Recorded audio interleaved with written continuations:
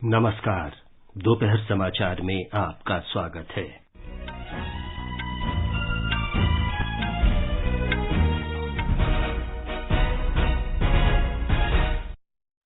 प्रधानमंत्री नरेंद्र मोदी ने भारतीय जनता पार्टी के स्थापना दिवस पर भाजपा कार्यकर्ताओं को संबोधित किया।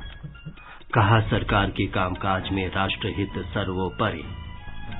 विदेश मंत्री डॉक्टर सुब्रमण्यम जयशंकर ने कहा, भारत संघर्ष के सख्त खिलाफ, वार्ता और कूटनीति के युग में शांति महत्वपूर्ण। जम्मू कश्मीर में सुरक्षा बलों ने 2 आतंकियों को मार गिराया। अंतर्राष्ट्रीय मुद्रा कोष ने भारत की प्रधानमंत्री गरीब कल्याण अन्न योजना की सराहना की। कहा, देश में कोविड महामारी के दौरान अत्यधिक गरीबी रोकने में इसने मदद की। भारत अब यूनिकॉर्न के मामले में दुनिया में तीसरे नंबर पर। देश में अब तक 99 यूनिकॉर्न पंजीकृत। इलेक्ट्रॉनिकी और सूचना प्रौद्योगिकी राज्य मंत्री ने कहा, सरकार सभी उपयोगकर्ताओं के लिए खुला, सुरक्षित, भरोसेमंद और जवाबदेह इंटरनेट सुनिश्चित करने के लिए प्रतिबद्ध। आयुष मंत्रालय विश्व स्वास्थ्य दिवस पर कल नई दिल्ली में लाल किले में योग महोत्सव का आयोजन करेगा। PV Sindhu Korea Open badminton championship में महिला सिंगल्स के दूसरे दौर में और Kidambi Srikanth pre quarter final में पहुंचे। और आईपीएल क्रिकेट में आज शाम पुणे में कोलकाता नाइट राइडर्स का मुकाबला मुंबई इंडियंस से होगा।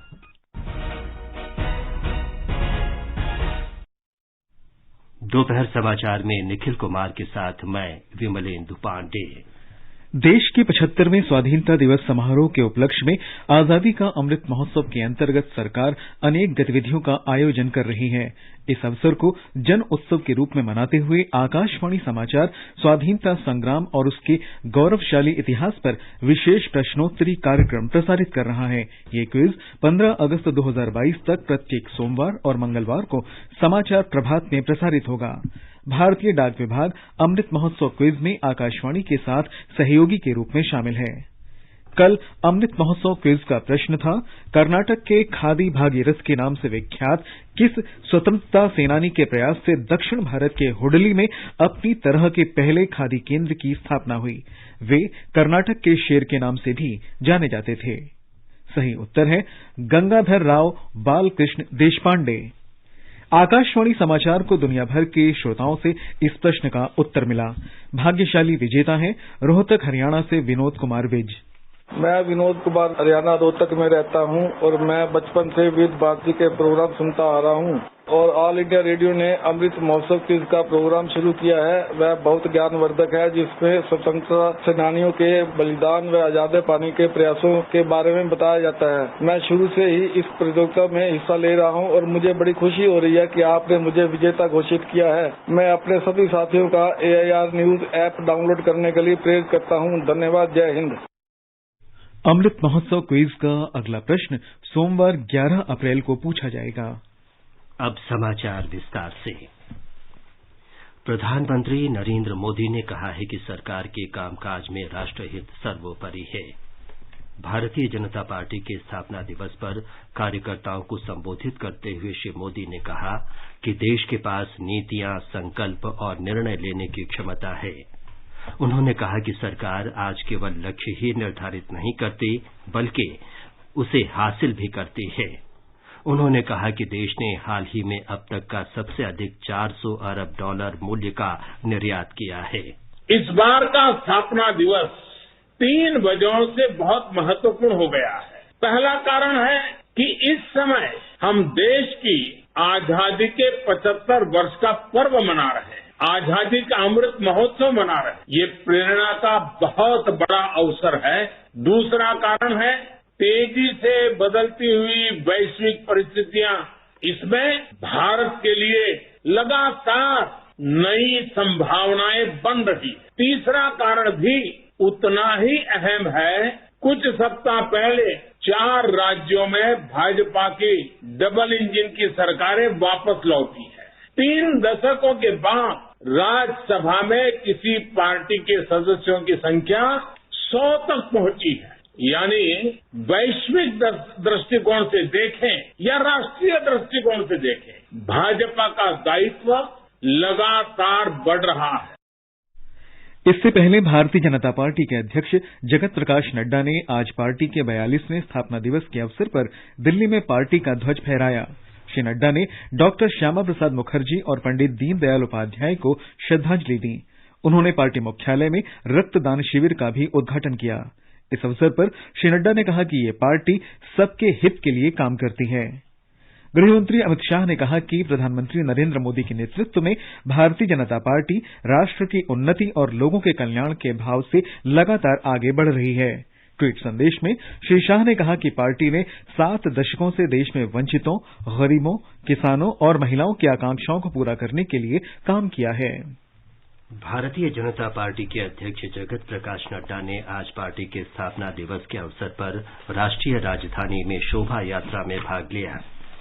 इस अवसर पर श्री नड्डा ने कहा कि भाजपा इतनी बड़ी पार्टी बन गई है कि उसके कार्यकर्ता देश भर के 15,000 मंडलों में एकत्र होकर स्थापना दिवस मना रहे हैं। उन्होंने कहा कि भाजपा ने प्रधानमंत्री नरेंद्र मोदी के नेतृत्व में केंद्र में पूर्ण बहुमत के साथ 2 बार सरकार बनाई है।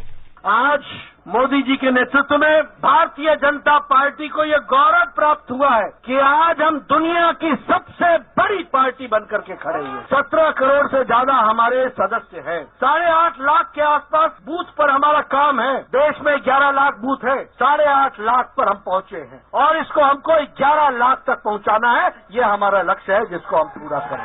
आज हमारे पास हमारी पार्टी में मोदी जी के नेतृत्व में 2 बार पूर्ण बहुमत के साथ केंद्र में सरकार आई है। सबसे ज्यादा संख्या आज राज्यसभा में 1988 के बाद 100 का आंकड़ा पार करने वाली पार्टी भारतीय जनता पार्टी है। भारतीय जनता पार्टी ने मुंबई में आज पार्टी के स्थापना दिवस के उपलक्ष्य में एक विशेष कार्यक्रम का आयोजन किया। इस अवसर पर पार्टी के वरिष्ठ नेता देवेंद्र फडणवीस ने कहा कि भाजपा का गठन राष्ट्रवाद के मुद्दे पर किया गया था। भारतीय जनता पार्टी कल 7 अप्रैल से सामाजिक न्याय पखवाड़ा मनाएगी।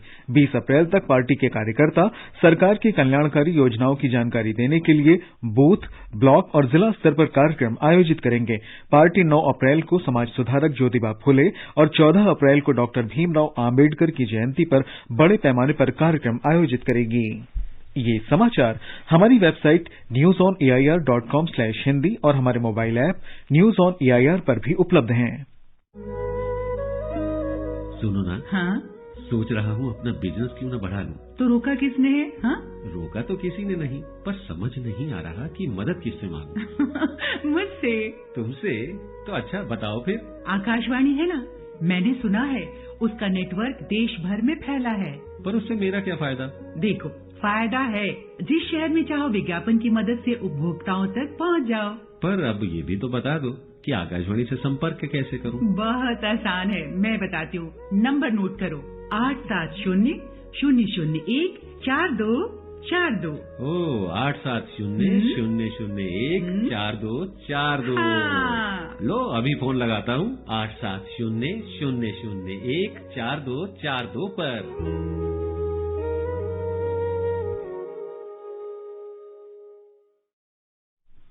दोपहर समाचार में आपका फिर स्वागत है।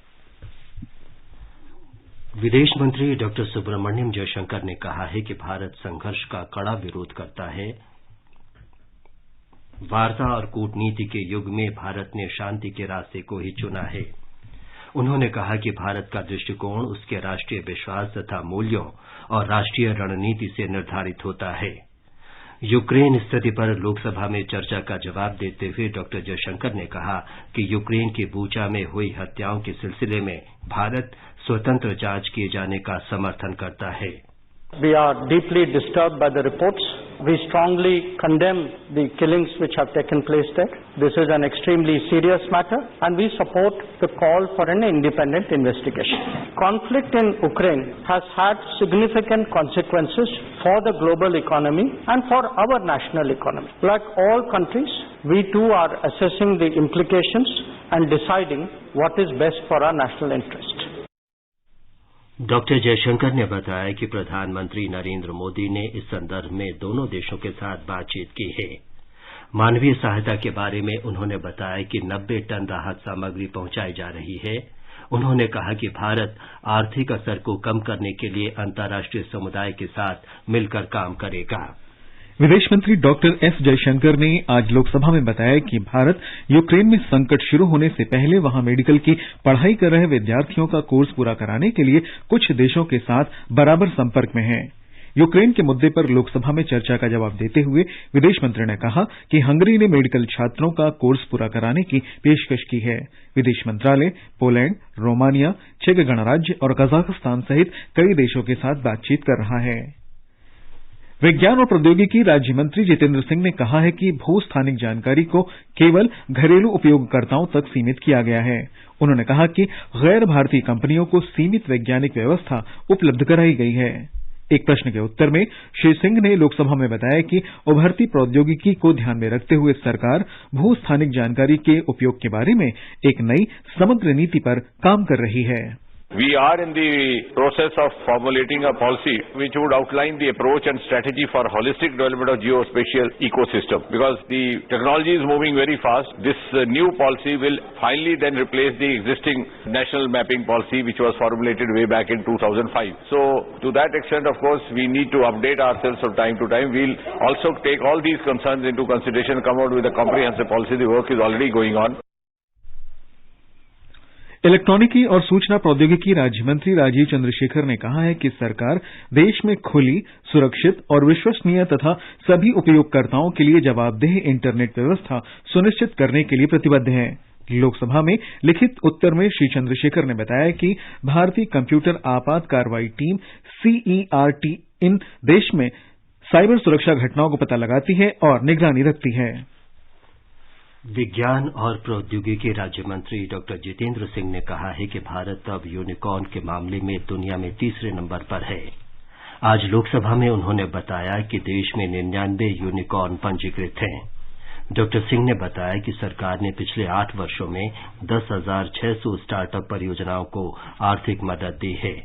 उन्होंने कहा कि वर्ष 2016 से अब तक लगभग 67,000 स्टार्टअप परियोजनाओं को विज्ञान और प्रौद्योगिकी मंत्रालय के साथ पंजीकृत किया गया है। रेल और संचार मंत्री अश्विनी वैष्णव ने कहा है कि देश में 5G संचार सेवाओं के प्रसार से ट्रेनों में इंटरनेट शुरू करने में आसानी होगी। लोकसभा में आज उन्होंने कहा कि 100 किलोमीटर प्रति घंटे से अधिक की गति से चलने वाली रेलगाड़ियों में 5G आवश्यक है। श्री वैष्णव ने कहा कि जब भी देश में 5G की शुरुआत होगी, इसे रेलगाड़ियों में भी उपलब्ध कराया जाएगा।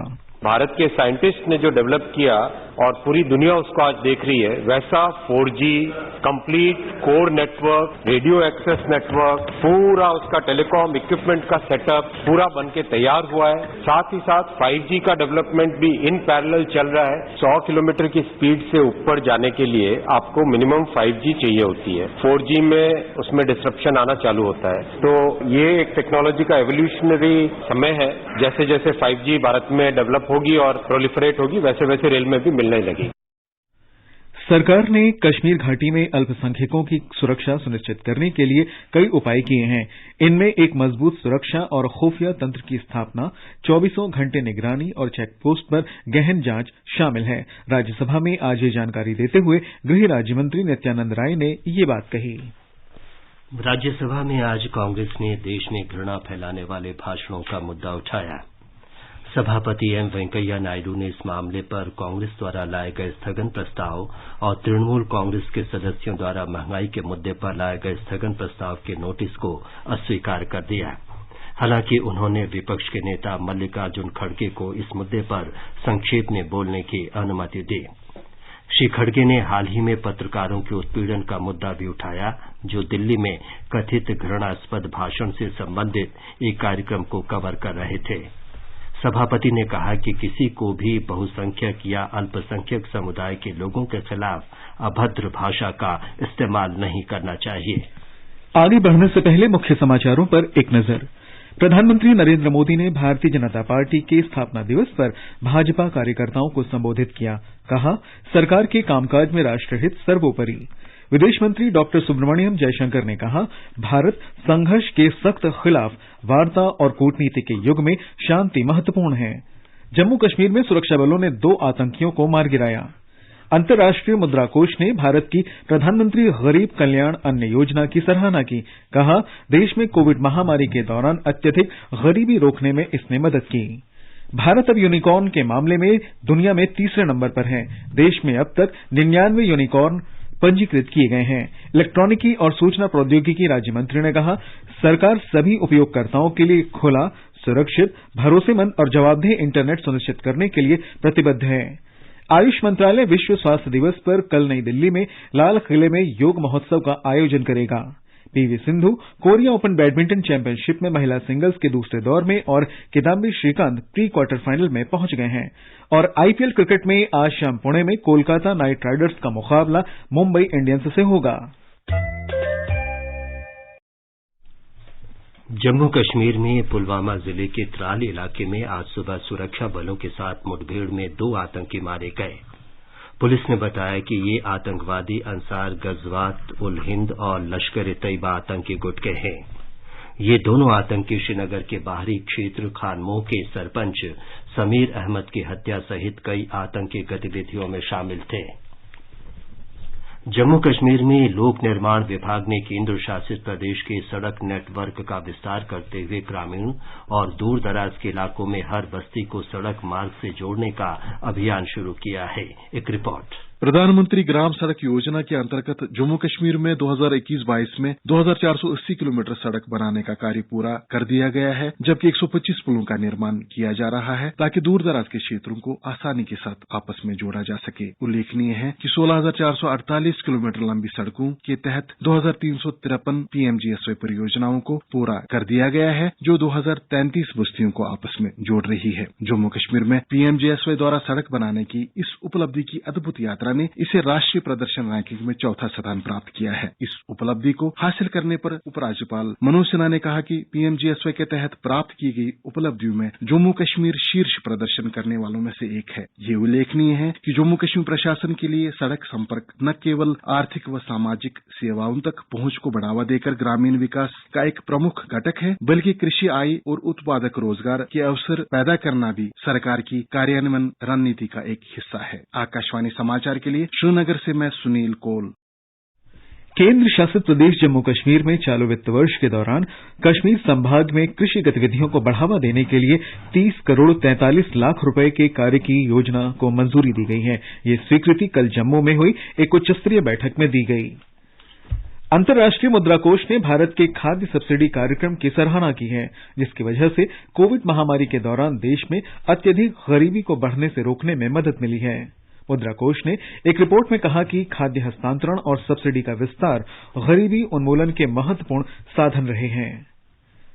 राष्ट्रव्यापी कोविड टीकाकरण अभियान के अंतर्गत देश में अब तक 185 करोड़ 4 लाख से अधिक टीके लगाए जा चुके हैं। स्वास्थ्य मंत्रालय ने बताया कि कल 15,49,000 से अधिक टीके लगाए गए। देश में कल 1,086 लोगों में कोविड संक्रमण की पुष्टि हुई।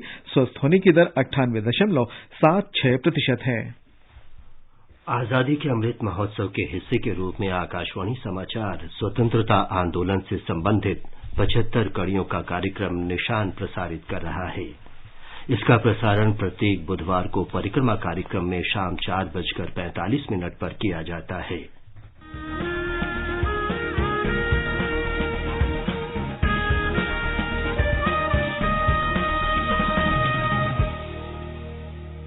स्वाधीनता संग्राम के वे निशान जो साक्षी हैं हमारे सेनानियों के संघर्ष और बलिदान के। आकाशवाणी समाचार ला रहा है विशेष श्रृंखला निशान। हर बुधवार को शाम 4:45 पर कार्यक्रम परिक्रमा में FM गोल्ड 100.1 मेगाहर्ट्ज पर।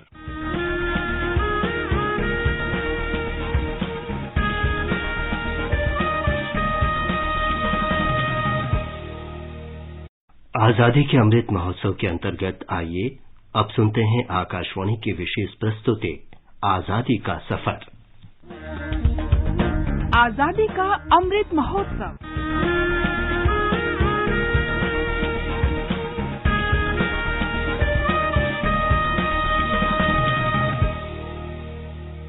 आजादी का सफर आकाशवाणी समाचार के संग एक राष्ट्र का उदय।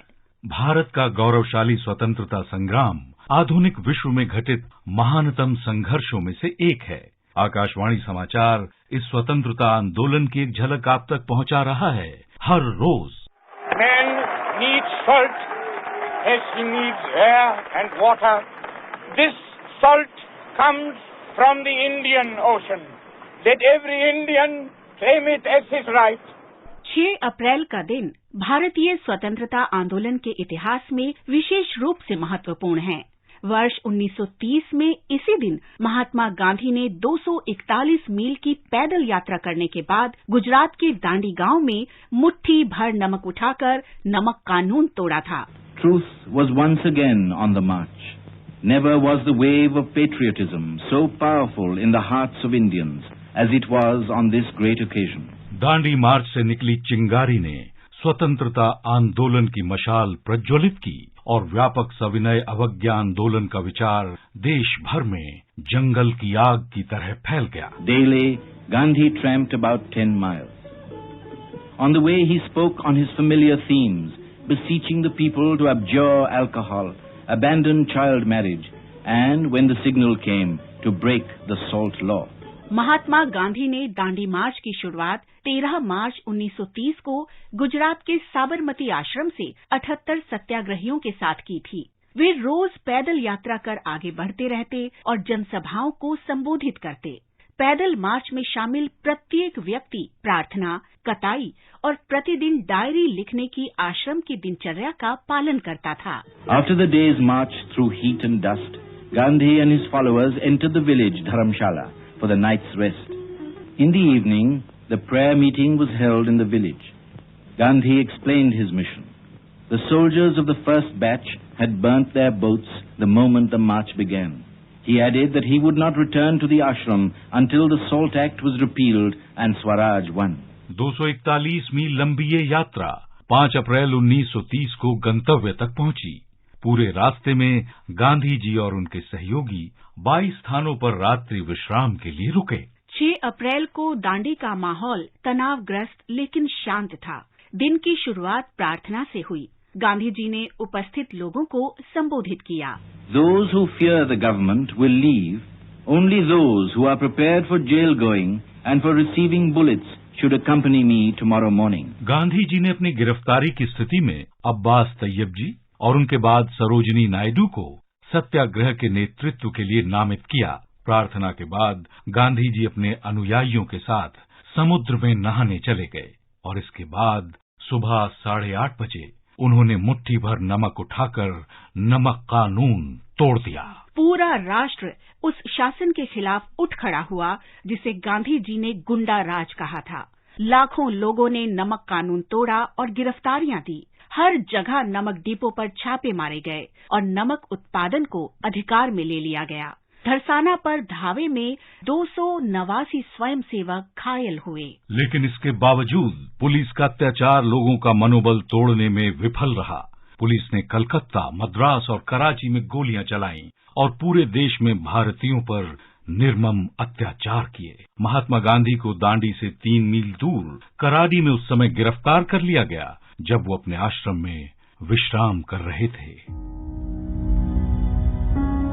आज हम खानदेश महाराष्ट्र के निवासी शहीद बाबूजी डोनसेगिर को भी याद कर रहे हैं। 6 अप्रैल 1858 को उनकी मृत्यु हुई थी। बाबूजी खानदेश में इंग्लिश ईस्ट इंडिया कंपनी में सिपाही थे, लेकिन उन्होंने 1857 में आजादी की पहली लड़ाई के दौरान नौकरी छोड़ दी और स्वतंत्रता आंदोलन में भाग लेकर अनेक स्थानों पर अंग्रेजों का मुकाबला किया।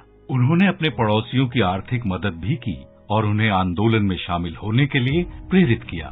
6 अप्रैल 1859 को खानदेश में एक संघर्ष के दौरान वो शहीद हो गए। स्वदेश की माटी के इस महान सपूत को हमारा सलाम।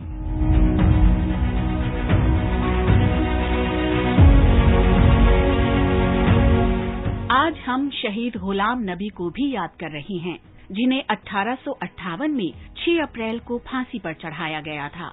गुलाम नबी ने 1857 में आजादी की पहली लड़ाई में भाग लिया था। गुलाम नबी शुरू में अंबाला में ब्रिटिश इंडियन आर्मी में सिपाही थे। बाद में वे स्वतंत्रता संग्राम में शामिल हो गए और अनेक अवसरों पर ब्रिटिश सेना का मुकाबला किया। ब्रिटिश सैनिकों ने उन्हें गिरफ्तार कर लिया। उन पर बगावत और सेना छोड़कर भागने का आरोप लगा दिया। 6 अप्रैल 1858 को गुलाम नबी को अंबाला में फांसी दे दी गई। इस महान राष्ट्रभक्त को हमारा शत शत नमन।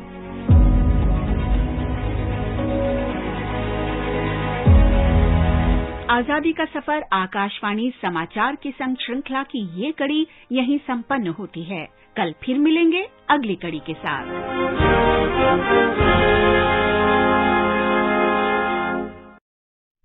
ये समाचार आकाशवाणी से प्रसारित किए जा रहे हैं। ताज़ा समाचार जानने के लिए आप हमारे Twitter handle @AIR News Hindi को फॉलो कर सकते हैं। ये आकाशवाणी है। आयुष मंत्रालय विश्व स्वास्थ्य दिवस के अवसर पर कल नई दिल्ली में लाल किले पर योग महोत्सव का आयोजन करेगा। 21 जून को अंतर्राष्ट्रीय योग दिवस से 75 दिन पहले आयोजित हो रहे इस महोत्सव में लोकसभा अध्यक्ष ओम बिरला सहित कई केंद्रीय मंत्री योग अभ्यास करेंगे।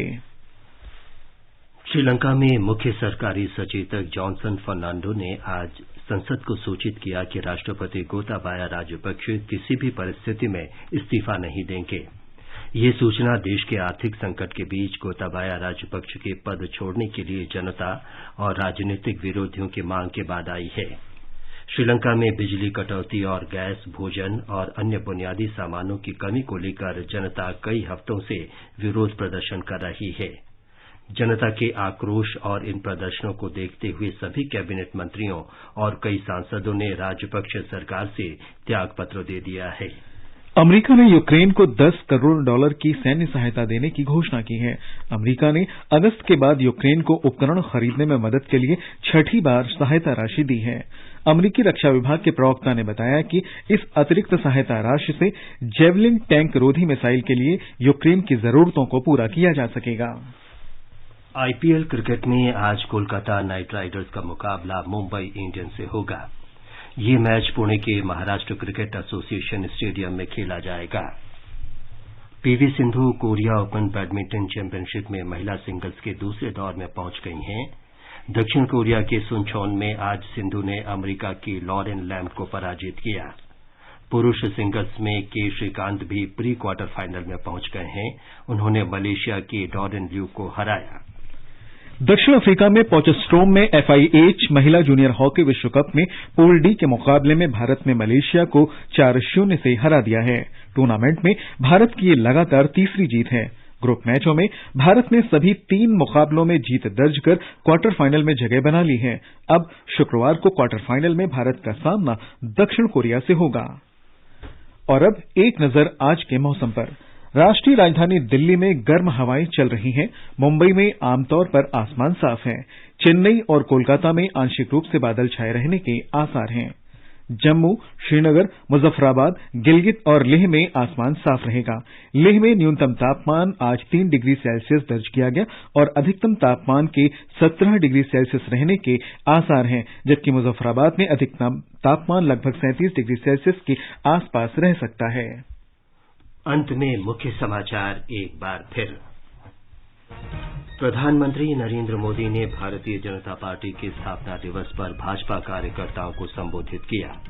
कहा, सरकार के कामकाज में राष्ट्रहित सर्वोपरि। विदेश मंत्री डॉ सुब्रमण्यम जयशंकर ने कहा, भारत संघर्ष के सख्त खिलाफ, वार्ता और कूटनीति के युग में शांति महत्वपूर्ण। जम्मू कश्मीर में सुरक्षा बलों ने 2 आतंकियों को मार गिराया। अंतर्राष्ट्रीय मुद्रा कोष ने भारत की प्रधानमंत्री गरीब कल्याण अन्न योजना की सराहना की। कहा, देश में कोविड महामारी के दौरान अत्यधिक गरीबी रोकने में इसने मदद की। भारत अब यूनिकॉर्न के मामले में दुनिया में तीसरे नंबर पर। देश में अब तक 99 यूनिकॉर्न पंजीकृत। इलेक्ट्रॉनिकी और सूचना प्रौद्योगिकी राज्य मंत्री ने कहा, सरकार सभी उपयोगकर्ताओं के लिए खुला, सुरक्षित, भरोसेमंद और जवाबदेह इंटरनेट सुनिश्चित करने के लिए प्रतिबद्ध। आयुष मंत्रालय विश्व स्वास्थ्य दिवस पर कल नई दिल्ली में लाल किले में योग महोत्सव का आयोजन करेगा। और PV Sindhu Korea Open badminton championship में महिला सिंगल्स के दूसरे दौर में और Kidambi Srikanth pre quarter final में पहुंचे। इसके साथ ही दोपहर समाचार का ये अंक समाप्त हुआ। नमस्कार।